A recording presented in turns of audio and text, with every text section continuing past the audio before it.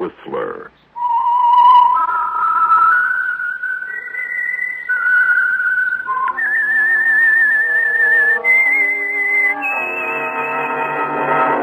I am the Whistler, and I know many things, for I walk by night. I know many strange tales hidden in the hearts of men and women who have stepped into the shadows. Yes, I know the nameless terrors of which they dare not speak.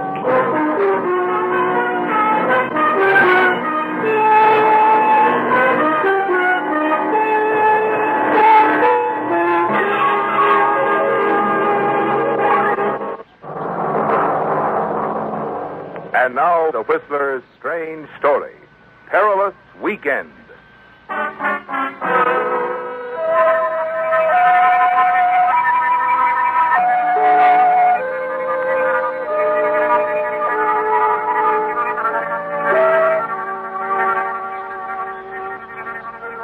Sudden fear, uncontrollable in that first moment of shock, hit Clay Bowman with its full impact as he stood on the terrace of the penthouse high above the city. And he could only stare down at the lifeless form of the young woman sprawled out at his feet. He seemed rooted to the spot, his body refusing to obey the impulse to run, to get away as fast and as far as he could. It was only when he became aware of the voices close by that he moved, ran half stumbling across the living room to the front door of the apartment, partly open. You could hear the voices in the corridor outside. Closer. Closer, Clay. Hello? You look around frantically for a place to hide, and then drop quickly to your hands and knees behind the large sofa. Hello? Anybody home? Anita? Well, she must be home, Fred. She wouldn't go out and leave her front door open. Maybe she's out in the terrace. Well, I'll have a look. Fix us a drink, will you, sweetheart? Sure. Anita, you out here? Fred, looks like there's no soda here. Plain water okay? Fred, do you hear what I... Helen. Well, what's the matter? It's Anita. She's out there. She's been murdered. Murdered? Better call the police. You're trapped, aren't you, Clay? They're certain to remain in the penthouse until the police arrive and find you. You watch as the Hello, woman operator. moves slowly toward the Give me the terrace. police. Yeah, The man is talking into the telephone, his back to you. Now is your chance. Will you? You dart out from behind the sofa, but your elbow hits a table lamp and crashes to the floor. The man whirls and then leaps at you. Twice in the struggle, you break away. Oh, you don't. Each time he catches you before you can reach the door. Finally, your fist crashes full into his face, and he falls back against the piano. And you whirl and race out of the apartment.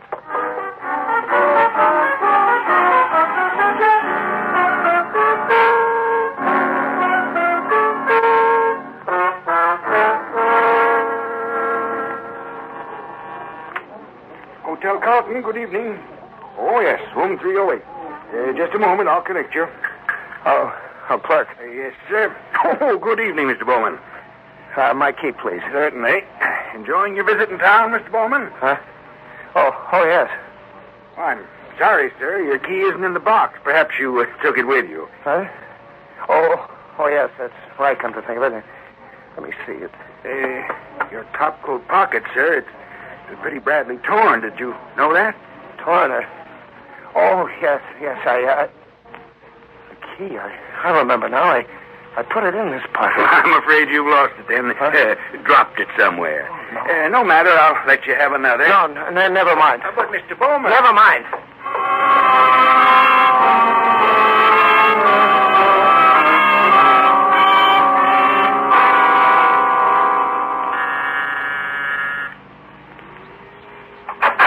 Yes, what is it? What? Well, what do you know? Clay Bowman. Hello, Tony. Well, this is a surprise. Come on in, fella. Come on in. What are you doing here in town? Business trip. Got in this afternoon. Boy, it's good to see you. It's been a long time, Clay. Yeah. You look like you could stand a drink. Look, I've done a fool thing, Tony. I don't know what got into me. I just must have been out of my mind. Yeah, it sounds serious. It is, Tony.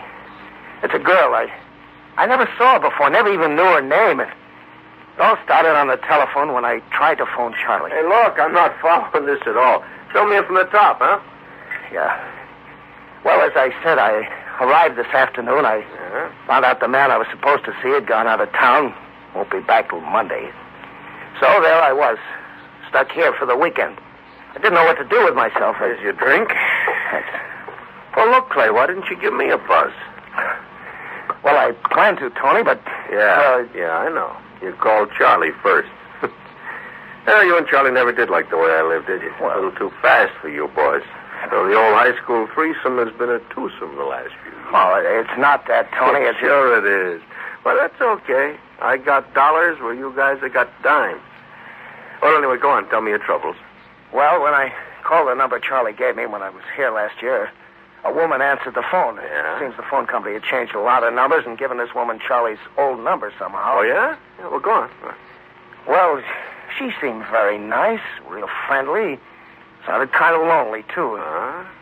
Well, so it all ended up with her asking me over for a drink.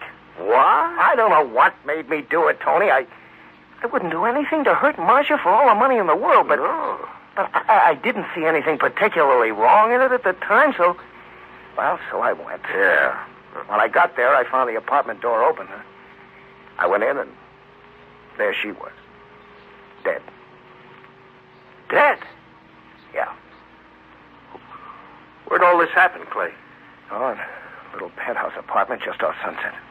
Anyway, I got panicky, and I got out of there as fast as I could. I didn't want to get involved. Police, questions, a story in the papers because... Oh, sure, because of your wife, Marcia, yeah. So you ran.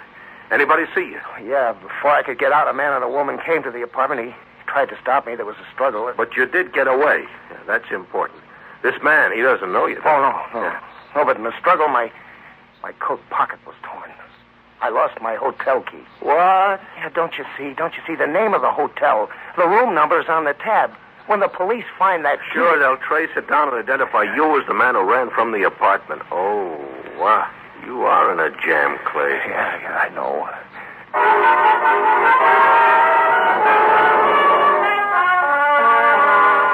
Tony has turned out to be a real friend, hasn't he, Clay? Yes, you realize that now as the two of you drive across town in his convertible. And you feel ashamed because you've misjudged him all these years. You think back, the old days, how you, Tony, and Charlie used to pal around. How Tony grew more wild and reckless as the years passed and drew away from you and Charlie. How Tony and then Charlie left the little town of Carterville for bigger things in Los Angeles. How you stayed home, married, and prospered. Why are you stopping, Tony? Because this is as far as we go. Huh? Well, surely your friend doesn't live in this neighborhood. Nothing but warehouses. That's right. You can get out, Clay. What? You can get out, I said. Well, Tony, wait a minute. Well, hey, what's the idea of the gun? I've got it all figured out, friend.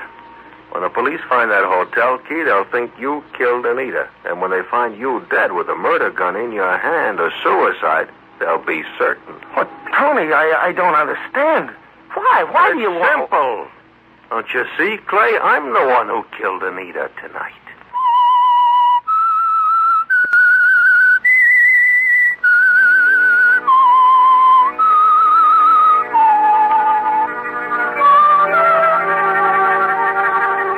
It's unbelievable, isn't it, Clay? Weird, fantastic, like some horrible nightmare.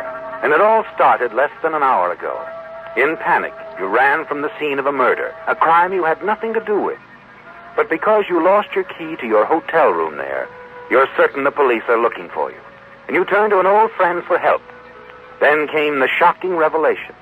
You learned that he was the killer. Yes, Tony Grayson is the murderer of the woman in the penthouse. And now, sitting next to him in his car, he holds a gun on you. He means to kill you, doesn't he, Clay?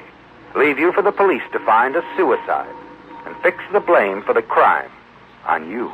Funny the way it turned out, isn't it, Clay? Of all the people in town, you had to come to me. Kind of too bad. Oh, it's a shame you had to try to call Charlie tonight and talk to that woman instead. Oh, she was poison. Why? Why did you kill her? That, my friend, is a long story. I won't bore you with the details. Let's just say that I had to. You know, I met Anita pretty much the way you did. I decided to call Charlie Bigelow one night, and I called his old number, had the same experience you did. So I went up to that little penthouse apartment. That's how I met her. That's how it all started.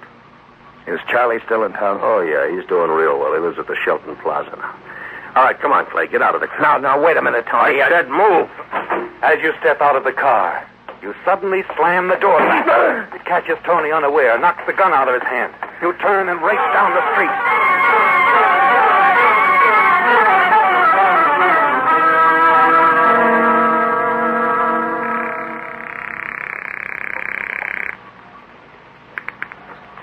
Hello? Hello, Charlie. Yes, this is Charlie Bigelow. This is Clay. Who? Clay. Clay Bowman from Carterville. Clay! Well, you old son of a gun. How are you? Where are you? Here in town? Yeah. Well, doggone it, Clay. It's good to hear from you. Charlie, I've got to see you. Well, sure. You come on over. My wife will be glad to see you, too. No. I can't come over, Charlie. Can't we meet somewhere? Meet somewhere? Hey, is something wrong, fella? Yeah, I'll explain everything when I see you. Okay. Now, where are you phoning from? Drugstore on the corner of Palm and 16th across from the park. I'll meet you there in 10 minutes.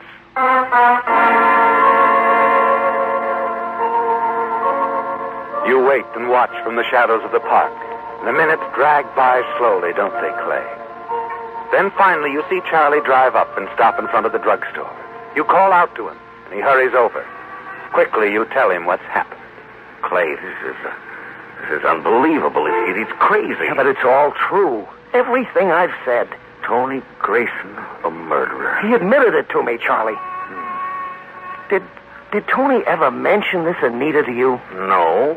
But then Tony and I haven't seen much of one another in the past year. Look, Clay, why don't you go to the police? Tell them everything you've told me. Oh, look, would they believe me? My word against that of a big shot like Tony Grayson? Why not? Well, they'd want to know what I was doing there at the penthouse. Why I ran away. Would they believe me when I told them I'd never seen the woman before, that it was just a pickup over the phone? Well, what are you going to do then? Keep running from the police? I don't know, Charlie. Look, come on back to the apartment with me and we'll talk this out. We'll figure something. No, I don't think that'd be a good idea. Going back to your place, I mean. Well, the police won't be looking for you there. Well, it's Tony I'm thinking about.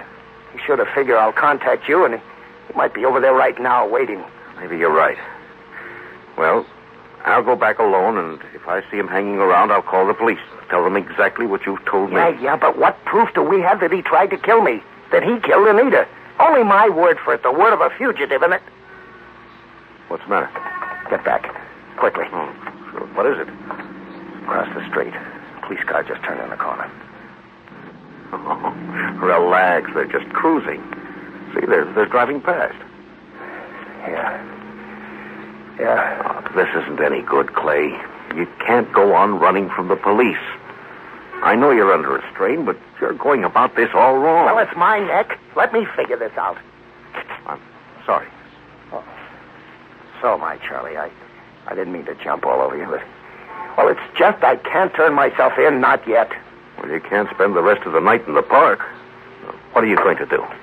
There's a hotel not far down the street. I'll check in there. Okay. I'm pretty sure you'll feel differently about all this in the morning. Maybe.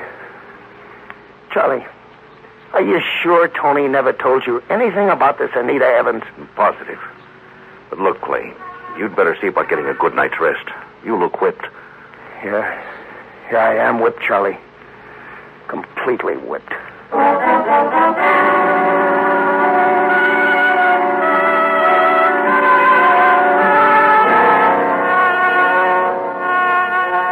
It's been a terrible strain, hasn't it, Clay? Yes. But as you walk across the street with Charlie, you feel strangely calm. He's done that for you, hasn't he? Quiet, dependable, unexcitable Charlie Bigelow. He's helped steady you. You leave him in front of the drugstore, hurry around the corner toward the hotel. And then you remember something you wanted to ask him. You double back quickly. And as you reach the corner again, you stop in your tracks. Charlie's car is still parked at the curb, but he isn't at the wheel. And then you see him inside the drugstore talking on the telephone.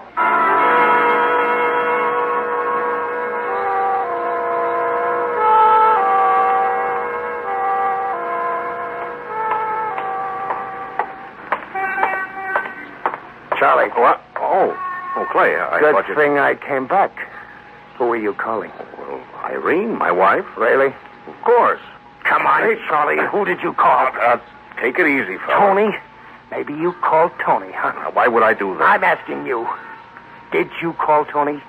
Tip him off what hotel I'd be in? Now, look, you'd better calm down. Your nerves are showing. Yeah, maybe you know more about this than you care to tell. Maybe you double-crossed me, Charlie. You've had a rough night, Clay, so I'll make believe you didn't say that. Who did you call? I told you, my wife. I thought I might be able to get a lead on Anita Evans. From your wife? How does she fit in? Well, she doesn't. But a year or so ago, when Tony was still seeing us occasionally, he used to talk a lot about a couple he played around with by the name of Wilson. Now, Tony might have introduced this Anita to them at one time or another, so I phoned Irene to see if she knew how to find the Wilsons. Did she? No, except that she remembered Tony said they lived in Seacliff. I thought I might run over to see them, see if they could help us. I'll go with you. Now, look, you'd better try to get some rest. Go on to the hotel. I'd rather go with you. You still don't trust me. Oh, sure. Sure, Charlie. I just like to go along, that's all. Remember, I'm the guy that lost his hotel key at the scene of the murder. Okay, if you want to come along, let's get moving.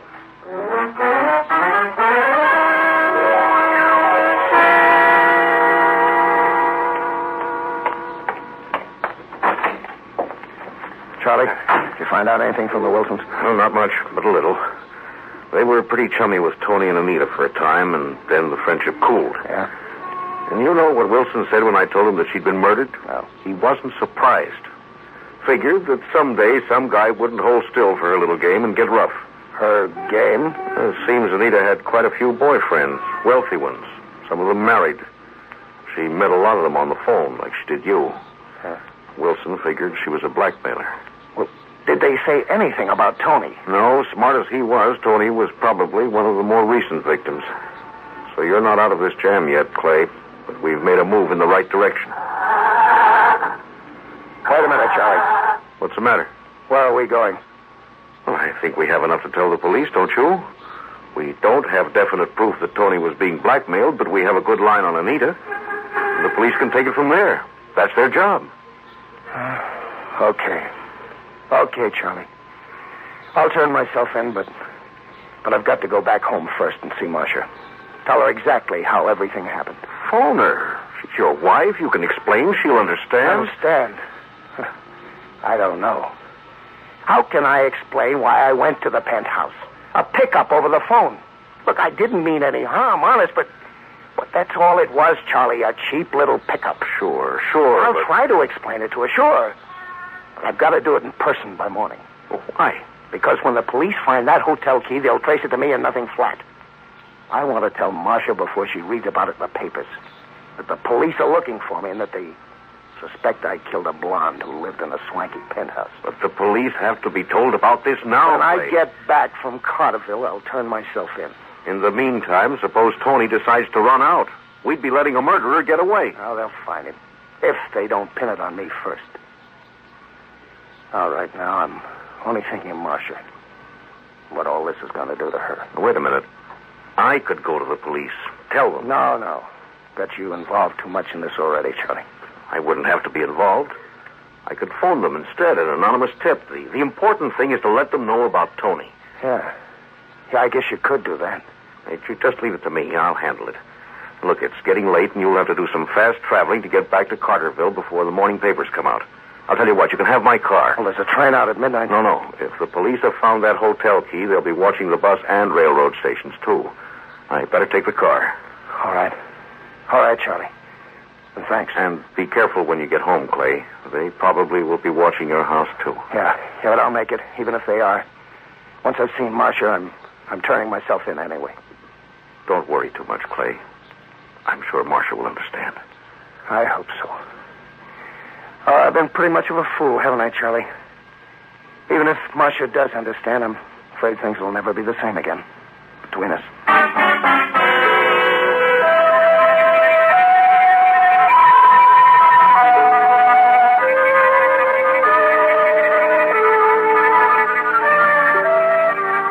You dread having to face your wife, Marcia, don't you, Clay? Having to tell her of the terrible trouble you're in. And it's all because of a simple phone call you made. Yes, that's how it started. And it could have ended soon afterward when you ran from the murdered woman's penthouse. You could have been completely in the clear if it hadn't been for the hotel key. The key you're certain the police found helped them to identify you as the man seen running from the scene of the crime. If it hadn't been for that key, no one would have ever known that you'd been there. It's shortly after 8 in the morning when you arrive at your house in Carterville. Find that Marcia's not there. And you realize she's probably visiting with one of the neighbors. You walk into the bedroom. Stretch out on the bed. You're completely exhausted, aren't you, Clay? Before you know it, you fall asleep.